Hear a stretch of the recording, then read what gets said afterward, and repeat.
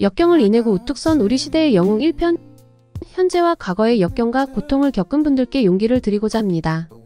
오프라 윈프리. 2020년 4월 오프라 윈프리는 세계적 대유행, 전염병 시기인 코로나 팬데믹 때 어려운 사람들을 돕기 위해서 통큰 기부인 $10,000,000를 기부했는데요. 하나로 약 120억이 넘는 금액은 성공한 사람이 사회적 기부를 하는 사례 중에서도 상당히 큰 금액에 속합니다. 2013년에는 경제지 포브스에서 세계에서 가장 영향력 있는 유명 인사 100인에 선정되기도 했죠. 그녀의 통큰 기부는 이번이 처음이 아닙니다. 거액 기부와 자선 사업을 꾸준히 이어오며 자선 활동의 대명사로 꼽히는 인물이기도 합니다. 하지만 수억, 수십억 이상 기부를 하는 그녀의 성장기는 순탄하지는 않았습니다. 오프라 윈프리의 출생은 법률적으로 부부가 아닌 남녀 사이에서 태어난 사생아부터 시작되는데요. 1954년 미시시피 강 근처에 있는 가난한 흑인 마을에서 태어난 그녀는 집안의 어려운 경제, 사정과 어머니의 가정부 일로 생계를 유지해갔습니다. 오프라가 태어났을 때 어머니는 18세에 불과해 딸을 돌볼 여력이 없었고 그로 인해 6살 때까지는 외할머니 손에 자랐습니다. 너무나도 넓은 미국 땅의 시골에서 살게 된 오프라는 인적이 드물고 이웃도 TV도 없는 생활을 이어갔습니다. 외할머니가 농사일을 하러 가셨을 때는 오프라는 항상 농장에 있는 가축들과 친구 삼아 시간을 보냈죠. 그러다 주말에는 교회를 다녔는데 타고난 암기력이 좋아 머리도 영특하고 말재주도 뛰어나서 동네 사람들에게 귀여움을 받기도 했습니다. 오프라 윈프리의 할머니로서는 부모와 함께 하지 못하는 손녀딸에 대한 관심이 각별하여 애정 어리면서도 엄격한 교육에 신경을 썼는데요. 독서와 공부의 습관은 또래 아이들보다 한층 높은 수준의 어휘력을 구사할 수 있게 되었습니다.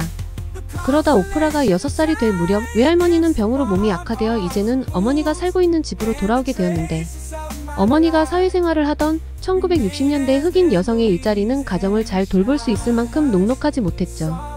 어머니는 일에 몰두하면서 바쁜 나머지 어린 딸을 돌볼 여력이 생기지 않았으며 오프라가 9살이 되던 해 집을 드나들던 사촌 오빠와 삼촌에게 지속적인 성폭행을 당하게 됩니다.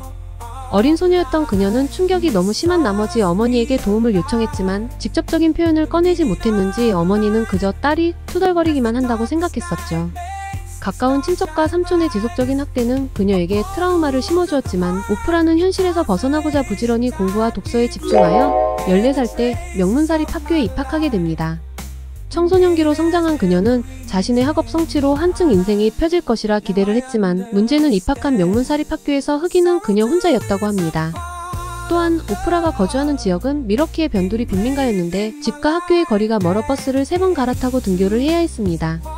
그렇게 어려운 발걸음을 하고 학교에 도착했지만 다른 백인 학생들과 지내다 보니 유복하고 안정적인 집안의 친구들 속에서 심한 열등감을 느끼게 되었죠. 학교 생활의 열등감은 등하굣길에 천국과 지옥을 오가는 심정이었다고 합니다.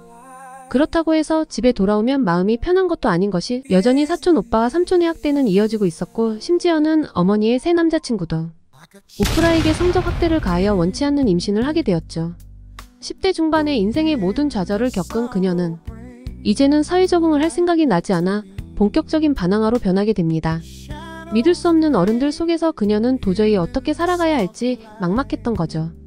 어머니는 오프라의 반항을 전혀 이해할 수 없었고 감당이 안 되는 딸을 집에서 내보내기 위해 짐을 싸서 테네시주 내슈빌에 있는 아버지 집으로 보내게 됩니다. 아버지 집에 도착한 오프라는 재혼한 새어머니와 함께 가정을 꾸리게 되는데 아버지와 새어머니는 오프라의 아픈 사정을 이해하고 임신한 오프라의 출산을 잘 도와주었죠.